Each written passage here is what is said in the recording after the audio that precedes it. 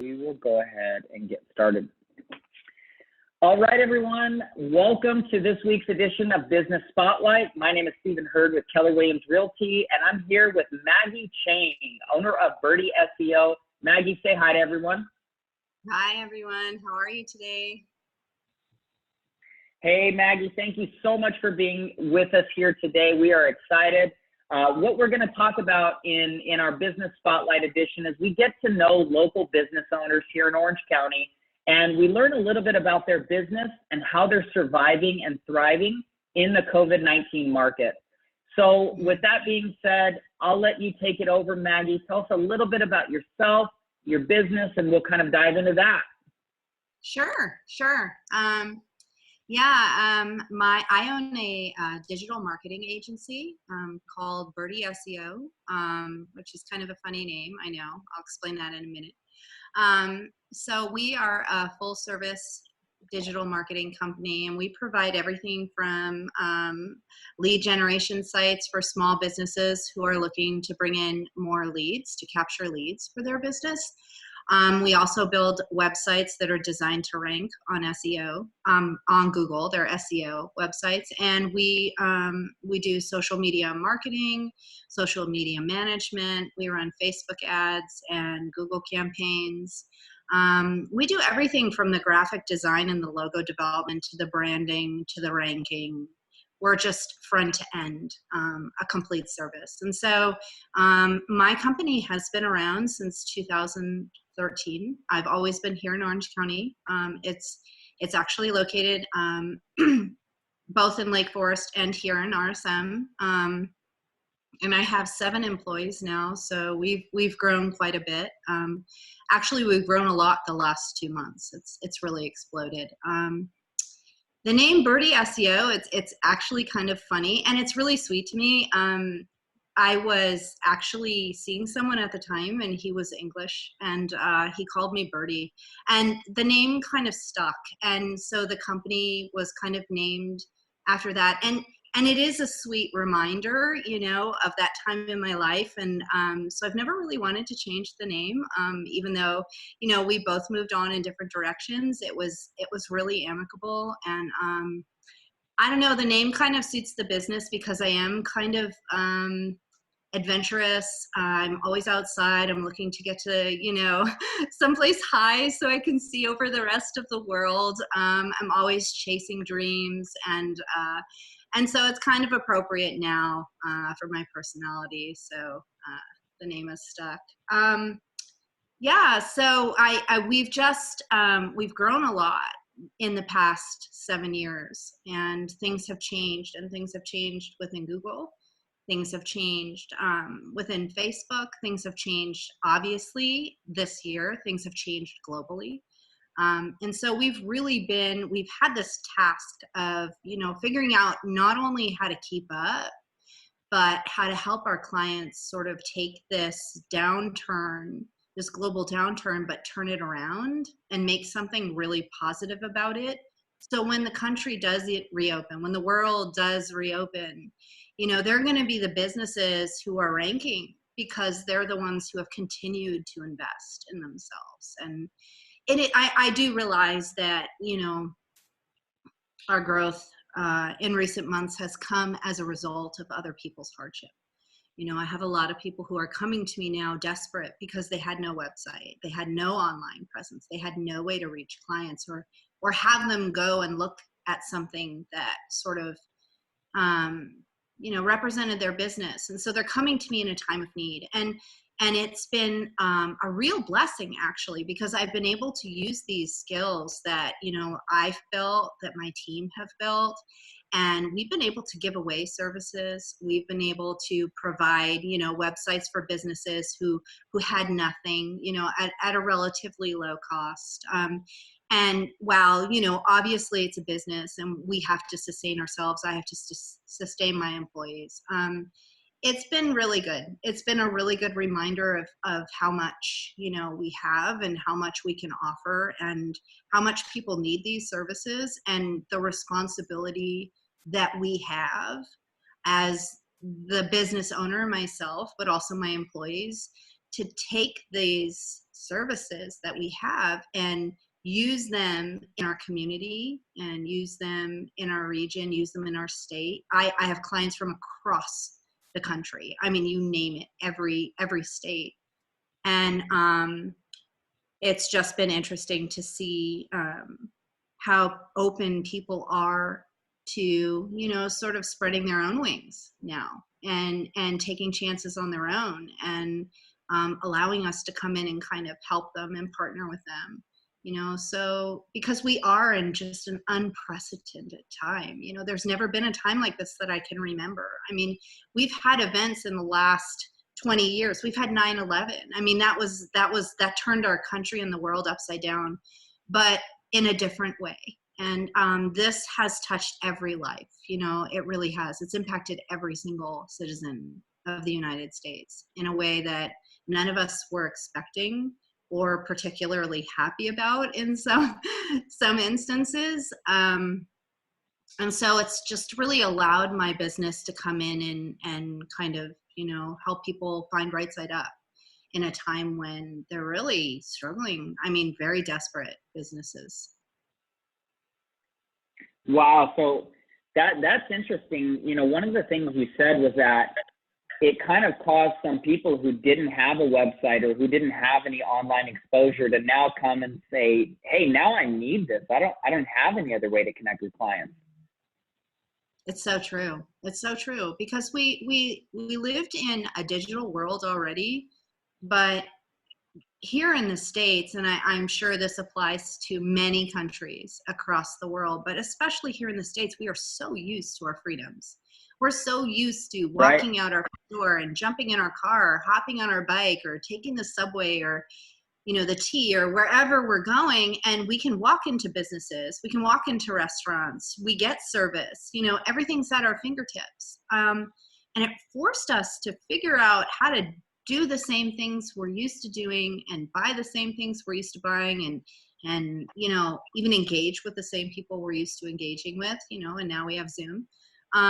It really, I think, woke us up as a nation, and it woke up a lot of small business owners, ironically, a lot of nonprofits like churches who weren't using the internet the way that perhaps they should have. And it created this wave of change. And you're right, so many business owners came out of the woodwork like, hello, I need help. Like, nobody can find me. I was brick and mortar and I was doing great. But now I realize I can't live like that. I can't sustain that in this current COVID and post-COVID world that we're going to be looking at over the next months and years. Definitely. Yeah, I think when, you know, one of the things that the CEO of my company, Keller Williams, says is, you know, you never expect a shift. And when a shift happens, it's always unexpected. And there's change, and that change can be messy. And yet the new reality that is created from that change, nobody says that reality can't be better than the reality that we had. But just like, you know, a snake sheds its skin, or you know, or you have to go through growing pains to grow, right? There's a lot of people that are going through some really challenging times, and it gives us an opportunity to really come together and offer from our businesses, you know, a way to consult and help them, like you are doing, right? You're looking for ways to come in there and serve and help, and so I think that's awesome. So I'm just kind of curious, how did you get started in the digital marketing industry? And you know, because digital marketing is such kind of a broad, you know, it's kind of a broad term. When someone says I'm a digital marketer, most of the time they're really just saying, hey, I learned how to do a Facebook ad, right? They don't actually have a company and a staff, right? So with that being said, you know, what got you excited about that industry, and how have you seen it change since you started? That's a really good question. But like I said, you know, I jumped into this in 2013, and I actually started as a graphic designer. I was newly separated. I had 5 kids I needed to provide for, and I had to figure out right side up pretty much overnight. Like especially living here in Orange County, it really was this abrupt change. And I'd been out of the workforce pretty much since my now 24-year-old was born. So it'd been like 17 Wow. years. And so I didn't have the resume, and I didn't have the job experience that all these people I was competing with for these pretty basic jobs had. And it put me in this funny place where I had to figure out very quickly, like within a matter of weeks, how to teach myself something that would be profitable. And so I've always loved art. And I had actually the person who, the reason the company is named Birdie SEO, approached me and he said, I really need someone to help me with some of this stuff. Would you be interested in helping me? And at that point, it was just a friendship, and so I was like, sure, I need the work. Like, I'm not going to turn down anything. I'm going to jump on it. Yeah.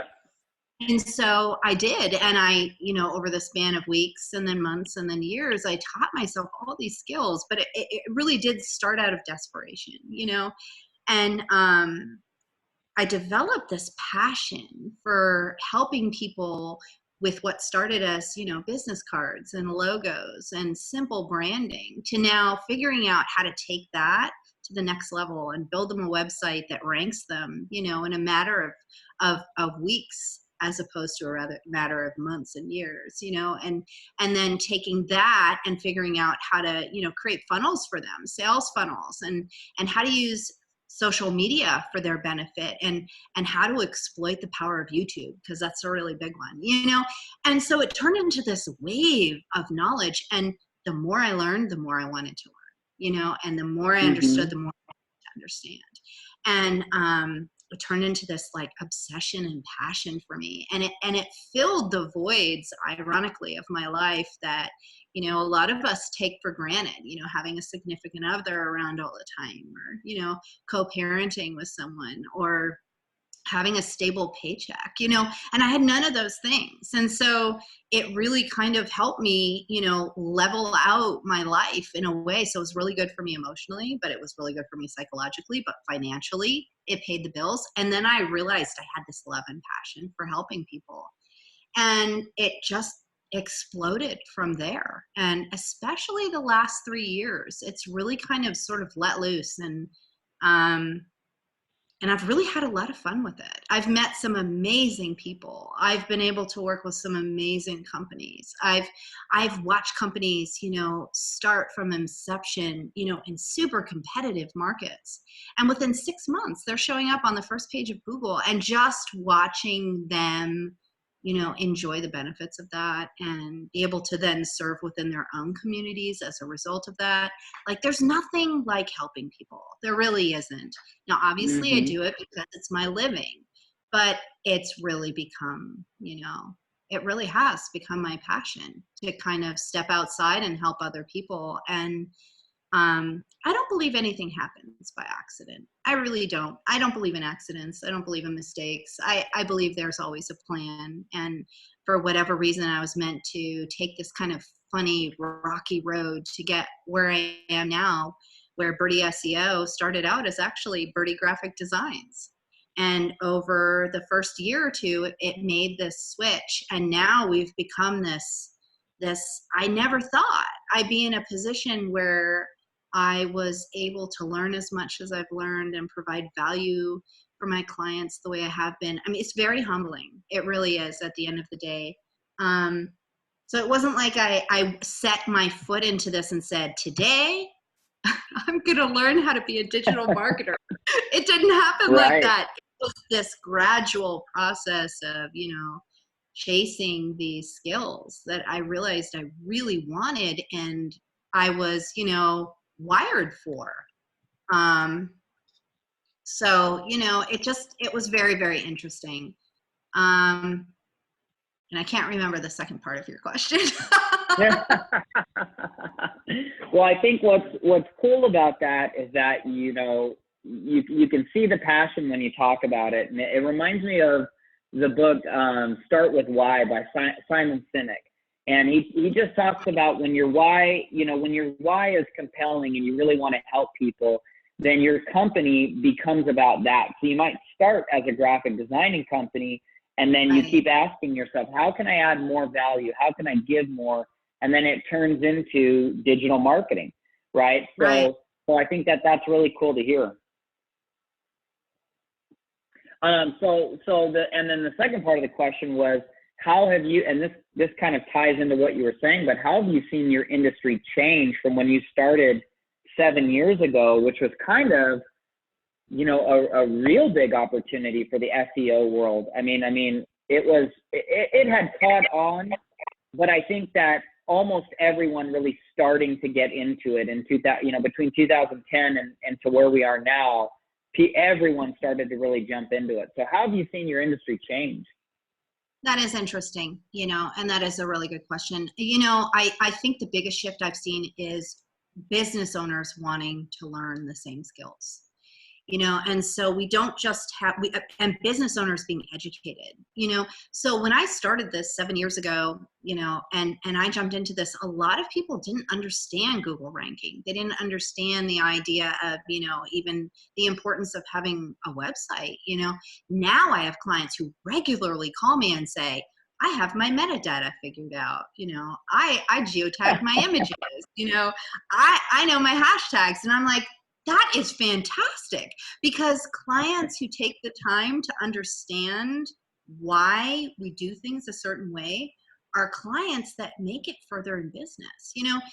The reality is that you can have a client call you up and they can start at ground zero, and you can have two clients, right? One that's starting at ground zero that wants to learn, that wants to invest, that will take the time to understand and invest in their company in a way that makes a real difference.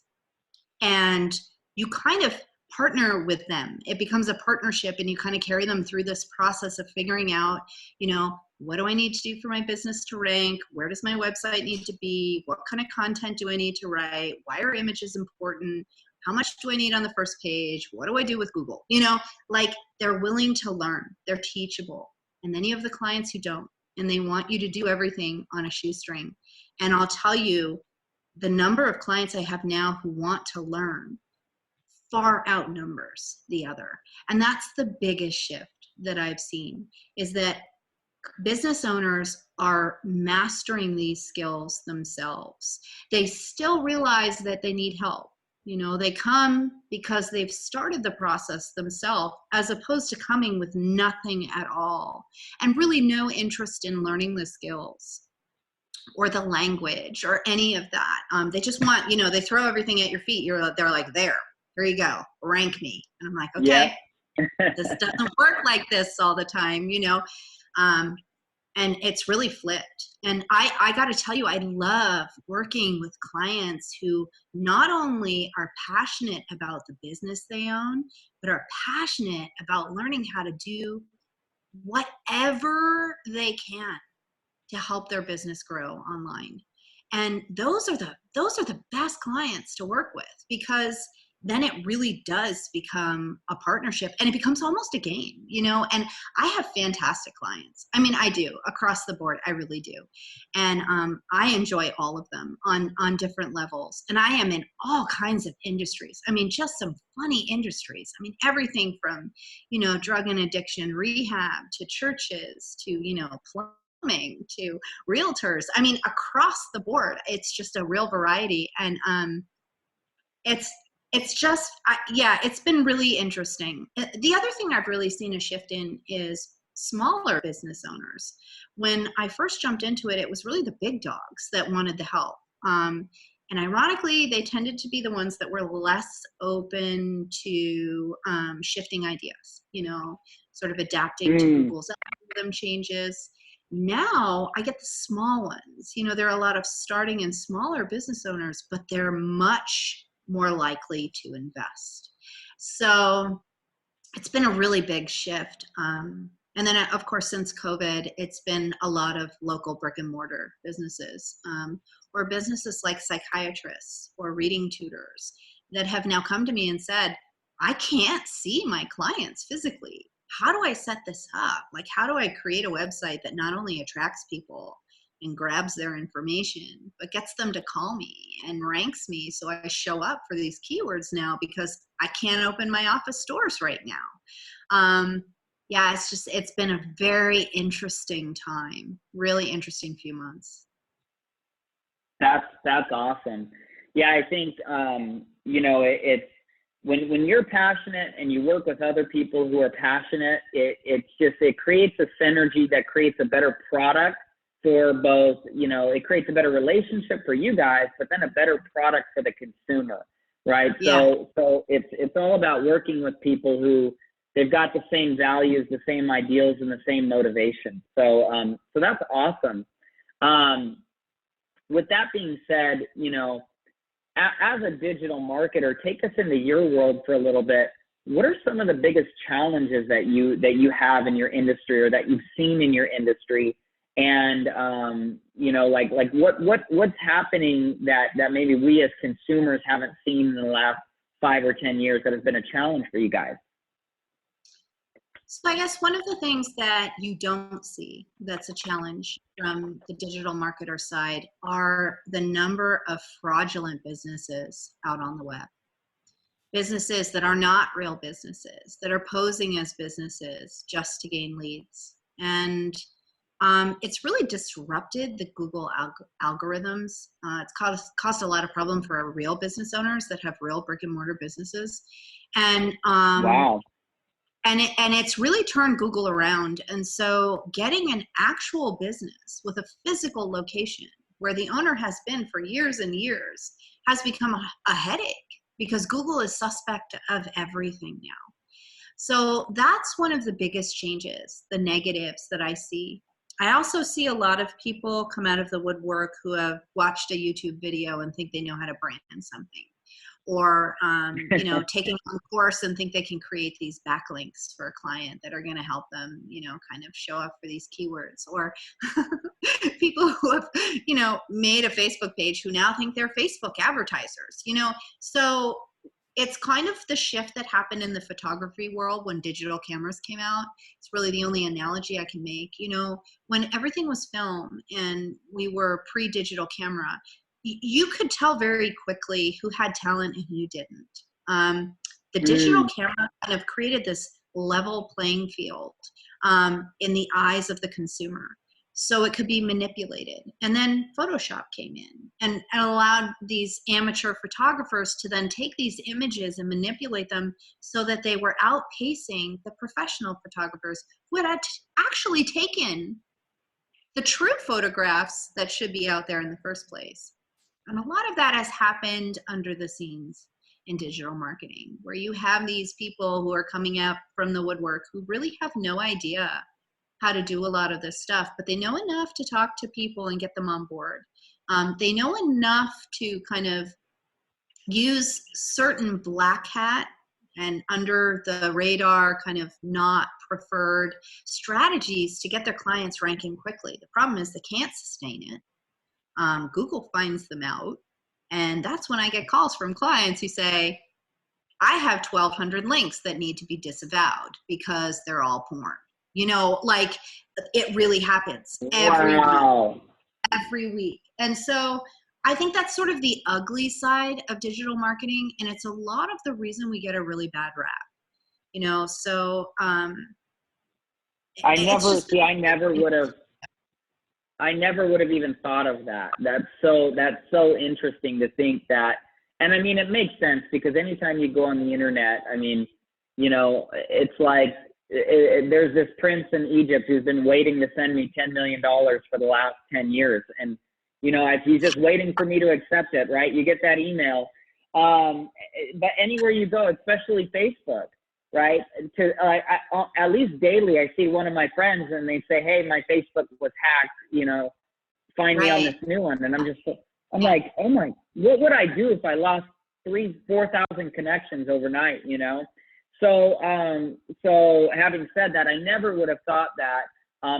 But I understand on the other end of it where, like you said, they watch a YouTube video and then they create a Facebook page and then now they're Facebook gurus. And Right.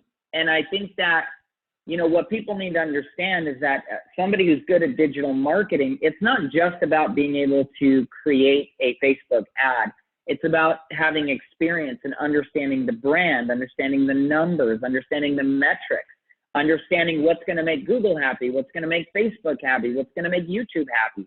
And that's something that you have to have years of experience to know. You can't just come in and claim to master all of these things, right? So I think if people are interviewing a digital marketing agency, one of the things they should ask them is, how long have you been doing this, right? And what you know, SEO do you specialize in? And give me some examples of that. So you know, because that will tell right there. Yeah, it's true. And then the counterpart of that is the part that you do see about digital marketing that I think has been positive and negative, and that's the traffic. You know, we went from 7 years ago not having ads, really a whole lot of ads on Facebook. I mean, yes, we had ads, but they weren't bombarding you all the time. They weren't retargeting you. So everywhere you went, there was a pixel on your site, on your computer that now said, oh, last week I searched for men's underwear. You know, like, why does that keep showing up? So we've got all this weird stuff going on under the scenes. And then, you know, we see it in even our Facebook feed. You know, 7 years ago, we didn't see the ads and like just the garbage that comes up on our feed over and over and over again.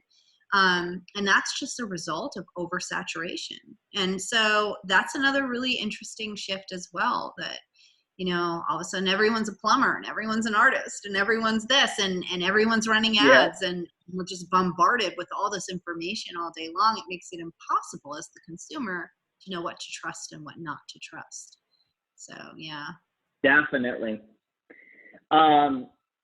What's one thing you wish people knew about your job, or knew about, you know, what you do on a day-to-day basis? Like, as an example, you know, for me as a realtor, people don't really understand the amount of communication that goes through a transaction. There's about 35 to 40 people involved in every real estate sale. And I can get off the phone with the buyer, have to call the termite inspector, then have to call the asbestos, you know, and I have to make 6 different calls before I even call my client back. So that's something I just wish people would know. But like, for you, what do you wish people knew about your job that they just really don't know?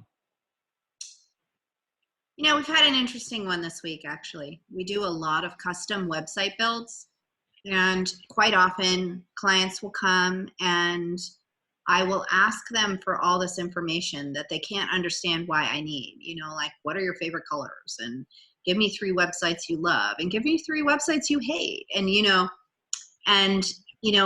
even when we get all that information, we still encounter roadblocks, you know. And so just this week, we're dealing with an artist, and she has very specific ideas about how her site should look. And finally, I had to say to her, okay, I can't read your mind. Can you please draw what you're thinking? And at that point, the light bulb went on. And I think that's a lot of what people don't understand. Like, I can't create something out of nothing. As much as I would love to do that, I still need your input, you know, and nothing happens overnight. So if you email me at 2 in the morning, at 8 in the morning, chances are those changes haven't happened yet. You know, I don't work 24 hours a day, you know, neither does my team. They value their rest and their family, and I value mine. And so I think there's this misconception that I work 24 hours a day, and so does everyone on my team, that I can read minds. Yeah. And I can't. And I would love to be able to do that. I would love to be able to get into my client's mind and understand everything. But that's why we have onboarding. That's why I'm asking you for your logo and your colors. And, you know, that's why when you sign a contract, it says 20 business days. It doesn't say Saturday and Sunday, you know. So, but then, you know, to the caveat to that is, I understand I am dealing with people's livelihoods. And these are very different times. And there's an urgency that I see in these clients that are coming on now, especially the last 3 months. And there has been a need for me to shift priorities with my staff. And we have accommodated extreme conditions and very short timelines, because we understand that people literally are not able to pay their bills without their business. So Wow. it does go both ways, you know, and I have learned, and my staff has learned, you know, we need to show more grace right now. And people are very short tempered. People are very easy. They're very volatile.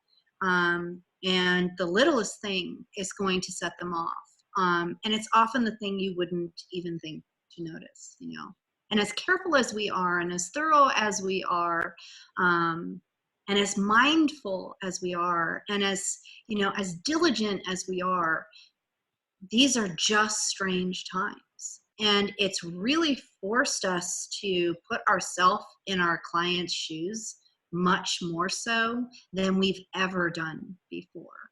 My phone has not stopped ringing literally in 2 months, and I've had to turn a lot of clients away because we are just not able to take on the jobs that they have. They're either too small, unfortunately. So, you know, it's just there's so much need right now. That's been one of the hardest aspects of this, is having to turn people away and say, I can't right now, but can you revisit me in about 3 months, you know? But I realize in 3 months it might be too late. So, it's just very different. It's a very different time. There are different pressures right now that I feel as a business owner and as, you know, someone serving my community, and basically my business owners who are, you know, coast to coast. There's a lot of stress that I didn't feel before, because it's no longer bottom line like ROI. It's bankruptcy or not. It's, you know, can I stay in my house, or am I going to get evicted? Can I pay my rent? Am I going to lose my cars? It's a completely different playing field. And I think we're all trying to adjust. I think business owners are desperately trying to adjust, but so are the service providers, you know? And so there have been a lot of real growing pains on both sides. So it's really interesting. Yeah, you know, and I'm so glad you explained that, because that really gives us some deeper insight in your business. And you know, I think right now people forget that, you know, when you have a high level of energy, you know, it's a combination of, you know, your spiritual energy, your mental energy, your physical energy, your financial energy. Like, when these things are in alignment, you feel good and you feel happy. And, you know, right now the emotional energy bucket is not being filled, and we're not getting to spend time with our families. We're not getting to hang out and hug people. And so, you know, when that bank account goes empty, you know, you start to really feel kind of snappy, because you're not coming from a place of abundance. So I can see how, you know, a business owner would be like, hey, we you know, rent's due, right? Like, we need to make some sales right now. And they might have unrealistic expectations because they have needs that need to be met right away. And it's good to see that you guys are being graceful, and you're shifting and you're adapting, and you're seeing it as an opportunity to help, right? And that's where good businesses, you know, that's what makes a good business, is every challenge, they turn it into an opportunity to better serve the client. And that's a real challenge for a lot of people right now. And thank God, you know, you guys are in a place where you have an abundance of clients, so you're able to really narrow in and help the ones that you really provide the best value proposition for. So that's awesome. I think that kind of ties into a little bit about, you know, how you guys have been impacted by COVID-19. What I think would be interesting is to learn a little bit about, you know, your process when you take on a new client.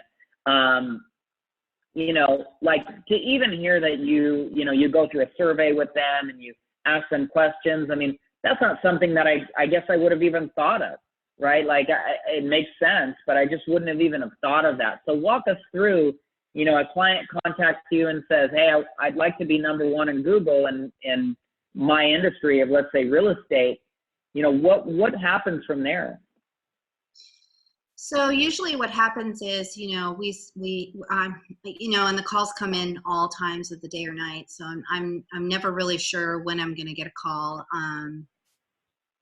But usually, during business hours, ideally I'm in front of my computer, and we go through a process where, I ask them about their business. Like, let me just hear, because a lot of times what business owners really need when they're calling you is to vent. Like right now, especially, they just need to tell you, like, and they will tell you their entire life story. And it is my job to just listen and take notes where applicable, because they're going to give you little bits and pieces about what's really going on, so that you're able to circle around when they're, when they feel like they've, been able to tell you what's on their heart and their mind, and tell you about how, their business was, and, how it started. Then, once they're done, it allows me to it opens the door for me to ask them the questions that I need to know, and able to understand whether or not I can even help them.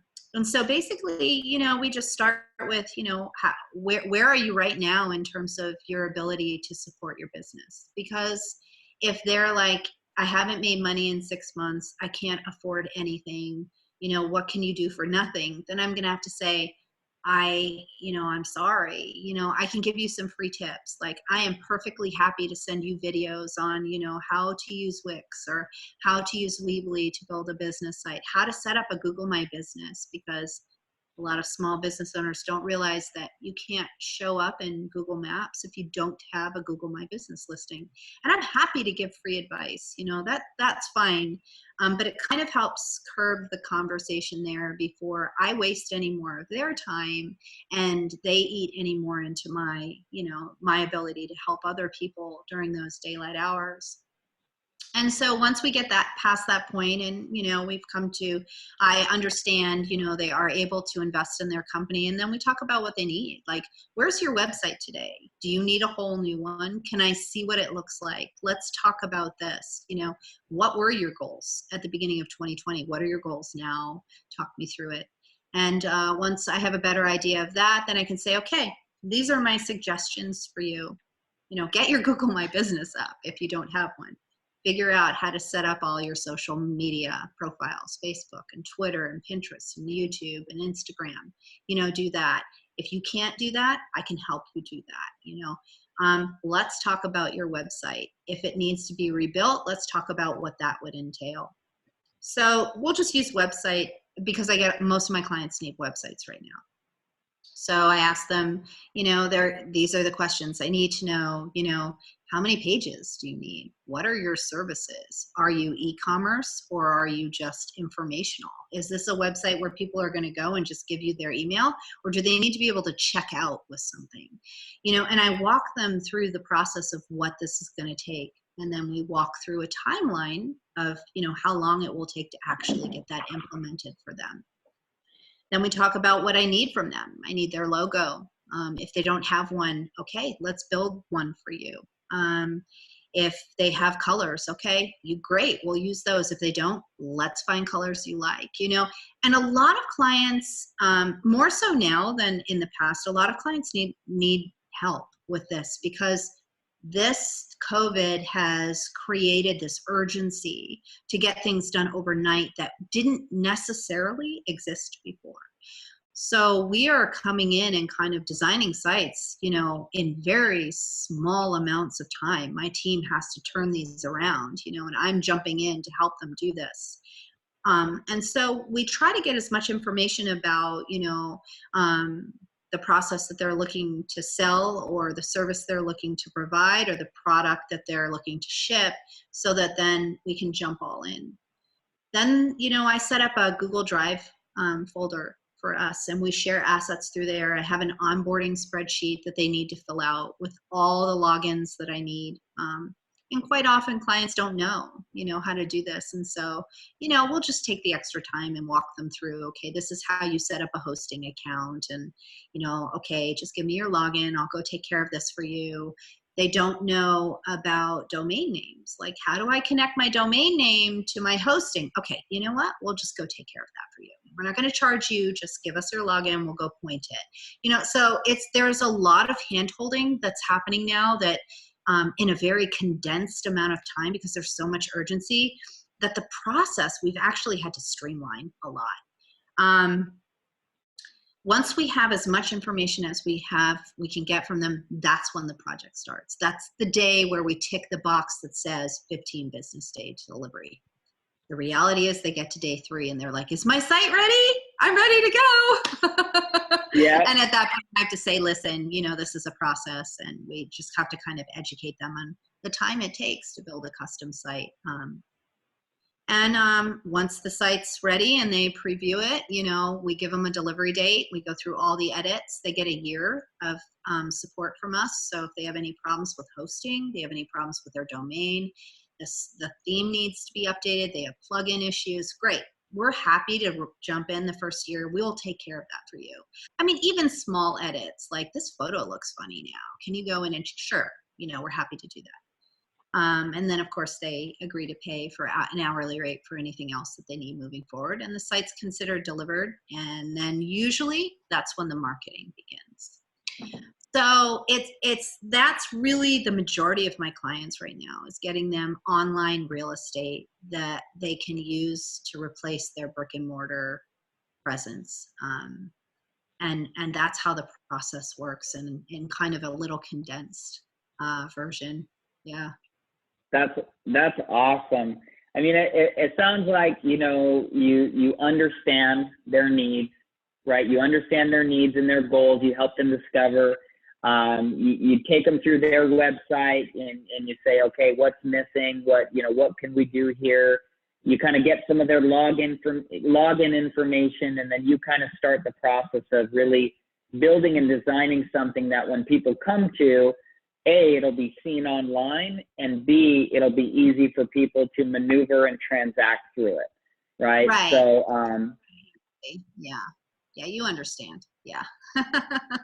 yeah, and I mean, because you got to think of, and here's why this is so important, and as like a business owner and someone who's sold products online before, you have about 1 second to get people's attention, and if they can't figure out everything on your website, if they love your product and then they get to the end and it takes them 3 seconds to pay, they're gone, right? Yeah, they're gone. And so,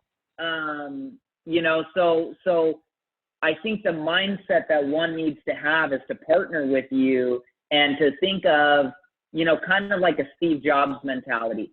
His goal was, how do I make this phone so simple that he knew his phone was successful when he went, I think he was in Africa, and he handed a tablet to a young kid who didn't speak any English, had never played any games before, and the kid was able to open up the tablet and start playing games. And he said, that's when I really knew we had an intuitive product. And I think the intuitiveness is what's important.